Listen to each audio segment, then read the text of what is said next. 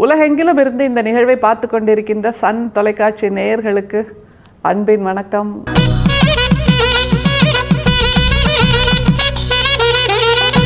நம்ம நிறைய முறை பார்த்துருக்கோம் கடிதம் எழுதுவது அப்படிங்கிறத. வள்ளல் பிரானோட ஒவ்வொரு கடிதமும் ஒவ்வொரு சுவாரஸ்யம், ஒவ்வொரு சுகம், ஒவ்வொரு தகவல், ஒவ்வொரு செய்தி, இப்படியாக பல விஷயங்களை உள்ளடக்கியது. அதை தவிர எழுதப்படுகின்ற அந்த கடிதங்கள் அவருடைய அன்பர்களுக்கு தான் போய் சேருது. ஆனால் அந்த அன்பர்களை நம்முடைய வள்ளல் பிரான் கொண்டாடுகின்ற விதம்னு ஒன்று இருக்குல்ல, அவர்களையும் தன்னோடு சமநிலையில் உயர்த்தி வைத்து உங்கள் மேலே எனக்கு இவ்வளோ அக்கறை இருக்குது அப்படிங்கிற மாதிரியான கடிதங்களை நம்ம நிறைய வாசிச்சிருக்கோம். இன்றைக்கி பொன்னுசாமி பிள்ளை அப்படிங்கிறவருக்கு எழுதின ஒரு கடிதம். அதில் நம்ம ரொம்ப முக்கியமாக கவனிக்க வேண்டியது மன்னிக்கவும் அப்படிங்கிற வார்த்தையை பயன்படுத்துகிற தூக்கி வாரி போடுது. யோசிச்சு பாருங்களேன், வள்ளல் பிரான் வள்ளலார் அந்த காலத்திலேயே 19ஆம் நூற்றாண்டிலேயே சமூகம் அவரை கொண்டாடி கொண்டிருந்த அந்த நிலையில் தன்னுடைய அன்பருக்கு கடிதம் எழுதிவிட்டு மன்னிக்கவும் அப்படின்னு அவரிடம் மன்னிப்பை கேட்டு பெறுகிறார் என்னும்போது நம்முடைய வள்ளல் பிரானின் அந்த பெரிய மனசு அதுதான் நமக்கு புரிய வருது. பணியுமாம் என்றும் பெருமை என்பதற்கான ஒரு அடையாளமாக இந்த கடிதத்தையும் பார்க்கலாம். கடிதத்தை வாசிக்கலாம்.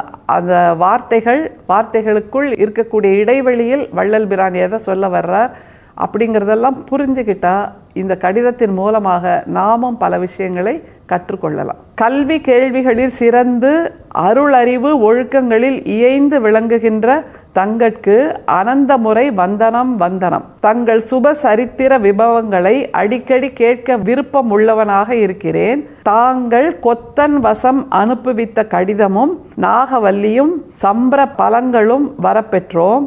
இவ்விடம் கடிதம் அனுப்பும் தோறும் இந்த பிரகாரம் அனுப்புவது பிரயாசம் என்று என் மனம் என்னை வருத்துகின்றது. கூடலூருக்கு மனிதனை அனுப்ப அந்த வேஷக்காரன் எவ்விடத்துக்கோ போயிருக்கிறதாக இன்னும் 10 தினம் சென்ற பின்பு வருவான் என்று அவன் பெண் சாதி சொன்னதாக சமாச்சாரம் கொண்டு வந்தான். இனி இன்னும் 1 மாதம் சென்ற பின்பு தங்கள் கருத்தின்படி தெரிவிக்கின்றேன். மன்னிக்க வேண்டும் வந்தனம், மன்னிக்க வந்தனம். இங்கனம் தங்கள் இஷ்டன் சிதம்பரம் ராமலிங்கம் ஆவணி 8.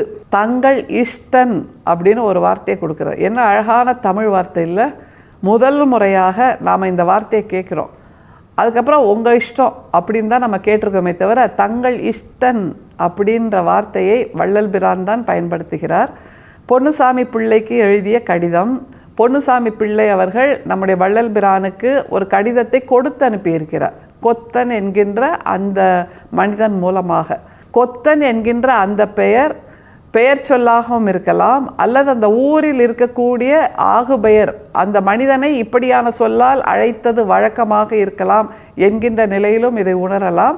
அந்த கொத்தன் மூலமாக பொன்னுசாமி பிள்ளை எதையெல்லாம் கொடுத்து அனுப்பியிருக்கிறார் அப்படிங்கிறத முதல்ல புரிஞ்சுக்கலாம். கல்வி கேள்விகளில் சிறந்து அருளறிவு ஒழுக்கங்களில் இயைந்து விளங்குகின்ற தங்கட்கு அனந்த முறை வந்தனம் வந்தனம். தங்கள் சுப சரித்திர விபவங்களை அடிக்கடி கேட்க விருப்பம் உள்ளவனாக இருக்கிறேன். தாங்கள் கொத்தன் வசம் அனுப்புவித்த கடிதமும் நாகவல்லியும் சம்பிர பலங்களும் வரப்பெற்றோம். கொத்தன் மூலமாக ஒரு கடிதத்தை கொடுத்து அனுப்பியிருக்கிறார் பொன்னுசாமி பிள்ளை. நாகவல்லி என்ற ஒன்றை கொடுத்து அனுப்பியிருக்கிறார். சம்பிர பலங்கள் என்பதையும் கொடுத்து அனுப்பியிருக்கிறார் என்றால் இது என்ன அப்படிங்கிறத தேடி பார்க்க வேண்டியது நம்முடைய வேலை. மிக சுவாரஸ்யமான விஷயங்களாக இதெல்லாம் இருக்குது. என்னங்கிறத தேடி பாருங்கள். அதை தவிர இந்த பொன்னுசாமி பிள்ளைக்கு முதல்ல அவர் அட்ரஸ் பண்ணுறார் பாருங்கள் நம்முடைய வள்ளல் பிரான்.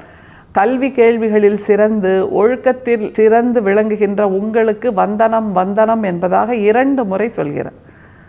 உன்னை வணங்குவது என்பது என்னுடைய வேலை அல்ல, நீதான் என்னை வணங்க வேண்டும். காரணம் நான் தான் ஞானி என்ற உயரத்தில் இருக்கிறேன் என்கின்ற அந்த தொனியோ அந்த தோரணையோ நம்முடைய வள்ளல் பிரானிடம் வள்ளலாரிடம் இல்லவே இல்லை. சக மனிதனை பலமுறை வணங்குவது என்பது, வந்தனம் செய்வது எனக்கு ஒப்பான ஒன்று, எனக்கு பிடித்தமான ஒன்று என்கின்ற அந்த குரலைத்தான் இந்த கடிதத்தின் வார்த்தைகள் சொல்கின்றன, சொல்லாமல் சொல்கின்றன. அப்புறம் இந்த கடிதம் வந்தாச்சு, நாகவல்லி வந்தாச்சு, சம்பிர பலங்கள்லாம் வந்தாச்சு. அதை பற்றியும் கூட வள்ளல் பிரானுக்கு சொல்வதற்கு ஒரு கருத்து இருக்கு பாருங்க. தாங்கள் கொத்தன் வசம் அனுப்புவித்த கடிதமும் நாகவல்லியும் சம்பிர பலங்களும் வரப்பெற்றோம். இவ்விடம் கடிதம் அனுப்பும் தோறும் இந்த பிரகாரம் அனுப்புவது பிரயாசம் என்று என் மனம் என்னை வருத்துகின்றது. நீங்கள் ஒவ்வொரு தடையும் இப்படி அனுப்பிடுறீங்க, கொத்தன் மூலமாக அனுப்புகிறீங்க, கடிதம் அனுப்புகிறீங்க, நாகவல்லி அனுப்புகிறீங்க, சம்பிரபலம் அனுப்புகிறீங்க. இப்படி பிரயாசையோடு நீங்கள் அனுப்புவது என்பது எனக்கு மனசுக்குள் வருத்தத்தை தருகிறது. அப்படின்னா மற்றவர்கள் அனுப்புவதற்கு எவ்வளவு முயற்சி எடுத்துக்கொள்வார்கள், எவ்வளவு உழைப்பை எடுத்துக்கொள்வார்கள், எவ்வளவு ஜாக்கிரதை உணர்வோடு அந்த கொத்தன் மூலமாக இந்த கடிதத்தை அனுப்பியிருப்பார் பொன்னுசாமி பிள்ளை என்பதையெல்லாம் நினைத்து பார்த்து வள்ளல் பிரானுக்கு கொஞ்சம் மனசு வலிக்கிறது என்று சொல்கிறார்.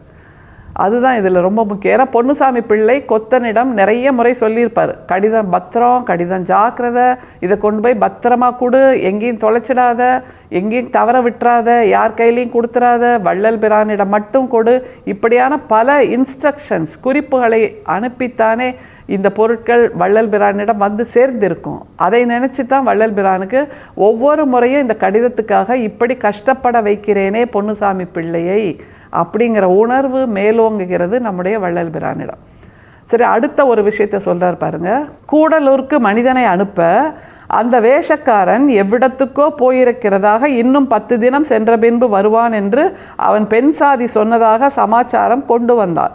வள்ளலார்ட்ட நம்ம முக்கியமாக கவனிக்க வேண்டியது, பொன்னுசாமி பிள்ளை நம்முடைய வள்ளல் பிரானிடம் ஏதோ ஒரு வேலையை சொல்லியிருக்கிறார். அதற்காக ஒரு மனிதனை அனுப்பி தேடி பார்த்தபோது அல்லது விஷயத்தை கேட்டபோது அந்த வேஷக்காரன் 10 நாள் வெளியூர் போயிருக்கிறதா அவங்க ஒய்ஃப் சொல்லியிருக்காங்க.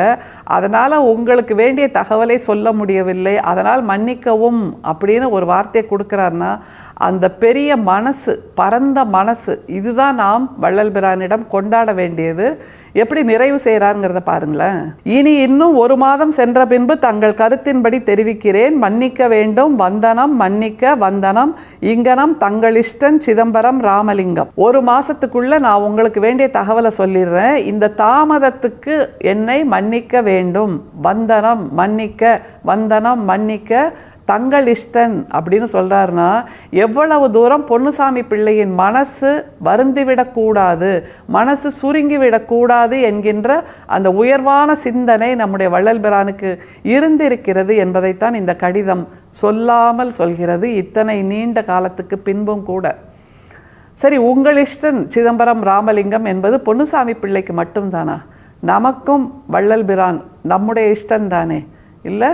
அதனால தானே இவ்வளவு நீண்ட காலமாக வள்ளல் பிரானின் கருத்துகள், கவிதைகள், பாடல்கள், சிந்தனைகள், தத்துவங்கள் எல்லாவற்றோடும் நம்முடைய பயணத்தை தொடர்ந்து கொண்டிருக்கிறோம்.